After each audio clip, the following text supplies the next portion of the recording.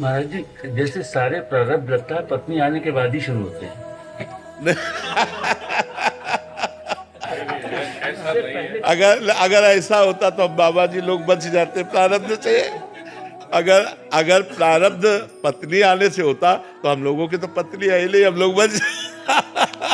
इसलिए आप किसी से भी पूछे तो लगेगा इसके पहले का जीवन बिल्कुल ठीक था, उसके बाद जैसे ही हुआ सारे प्रारब्ध शुरू हो गए। बाबा जी से पूछो तो लगता है गृहस्थी का जीवन बहुत सही है।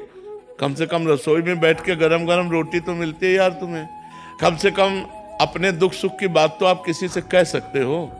यहाँ किससे बात करें? परमात्मा के सिवा कौन है? अंदर से जो परमात्मा से रस मिले तब तो बात सही। अगर परमात्मा से रस नहीं मिला तो बड़ा शुष्क और कठोर जीवन होता है। माता पिता भाई बंधु परिवार रिश्ते नाते सबको काट करके और भगवान के मार्ग में चल रहे हैं और भगवदानंद मिला नहीं, काम क्रोध जला रहे हैं, ना काम भोग सकते हो और ना कोई मोह, ना कोई अपना, ना कोई। बड़ा कठिन मार्ग है। निकल गए तो निकल गए, फिसल गए तो फिसल गए। तो यह नहीं अगर पत्नी दुख का कारण होती तो जितने बाबा जी है सब परम सुखी हो जाते। ऐसी प्रारब्ध क्यों इनको लगता? नहीं लगता? हाँ, ऐसा नहीं है।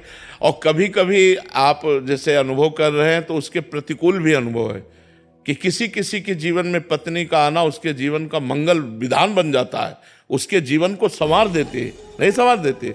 अपना प्रारब्ध है, पत्नी का थोड़ी है अपना प्रारब्ध। आप अच्छे कर्म करो, जिससे कर्म अच्छे करो। गांव में एक कहावत थी, बिना पुरबुले के कर्मन के मिले न सहोदर नार। मतलब जो सुंदर सुख प्रदान करने वाली, जैसे अपने भाई बहन है जितना प्यार है इससे कई गुना बढ़कर के प्यार देने वाली जो पत्नी है वो बिना पुरबुले के कर्मन के, पूर्व के कर्मों के बिना नहीं प्राप्त होते।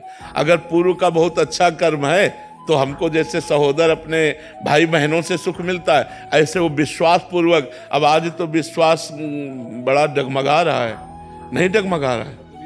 तो प्रारब्ध भोग अपना और स्वभाव उसका। महाराज जी, क्या दोनों तरफों से है, एक तरफा नहीं है?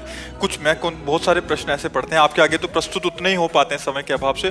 पत्नियां ही बहुत दुखी हैं, फिर कभी पति बहुत दुखी हैं। तो महाराज जी दोनों तरफ से कर्मों का प्रारब्ध है, मतलब उसमें कोई ऐसा नहीं कि किसी एक तरफ से ही है। काफी सारी ऐसी हैं, पत्नी सही मार्ग पे चलना चाह रही है, पति शराब पी के घर आ रहा है, क्या कैसे चलेगा वो? तो वैसे ही पत्नियां तो ये बात पत्नी भी कह सकती कि अगर जिंदगी में दुख का कारण है तो पति है। मोहित जी।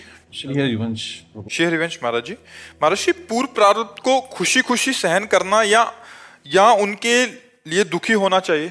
ऐसा बुरा प्रारब्ध आता है कि एक बात ही सुहाई देती, क्या प्राण त्याग दूं इस समस्या से बचने के लिए? ऐसा भी प्रारब्ध आता है। उस समय केवल भगवान भगवान हरि स्मृति सर्व विपद विमोक्षणम। भगवान का स्मरण, भगवान का भजन उस समय साधक को बचाता है जब बुरा प्रारब्ध आता है। अब ऐसे ऐसे प्रारब्ध, जैसे गृहस्थी में अब एक लड़का है, पढ़ लिख करके वो अच्छी डिग्री में पहुंचा और मर गया। अब सारी संपत्ति सब कुछ सब सूना, पूरा परिवार सूना, संसार सूना और भगवान पर भी अश्रद्धा। मतलब ऐसी ऐसी परिस्थितियां संसार में है कि उन परिस्थितियों से निकलने का उपाय केवल भगवान है, दूसरा नहीं। अगर भजन नहीं है तो परिस्थितियां मिटिया मेट कर देंगी। ऐसी भी परिस्थिति आती है।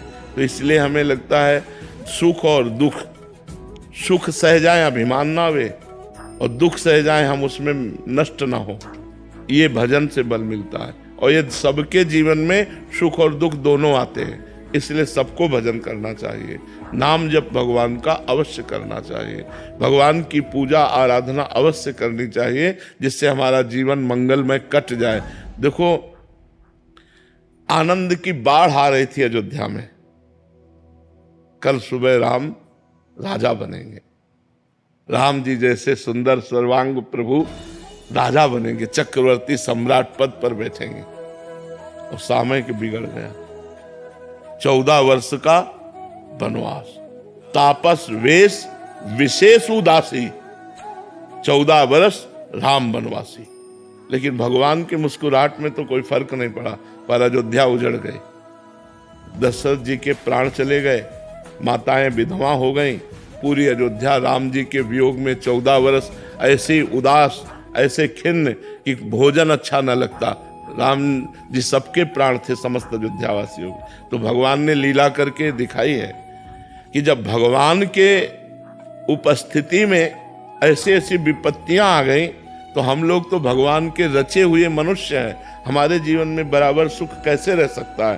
तो इसलिए भगवदानंद में हम दुख सह सकते हैं। तो भगवान का जब नाम जप करेंगे, अच्छे आचरण करेंगे तो हमारी बात बनेगी, नहीं तो ये संसार बहुत दुखमय है। पता नहीं आपको दिखाई देता है कि नहीं, सबसे बड़ा दुख है कि हम कब मर जाएं, भरोसा नहीं। और मर गए तो लड़का बच्चा परिवार मकान दुकान बैंक बैलेंस सब यहीं पड़ा है। सबसे बड़ा डर वही है। हाँ वही, मतलब कि कब मर जाए कोई भरोसा नहीं।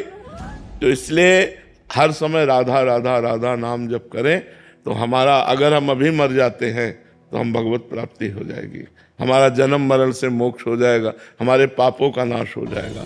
तो खूब नाम जप करो, अच्छे आचरण करो।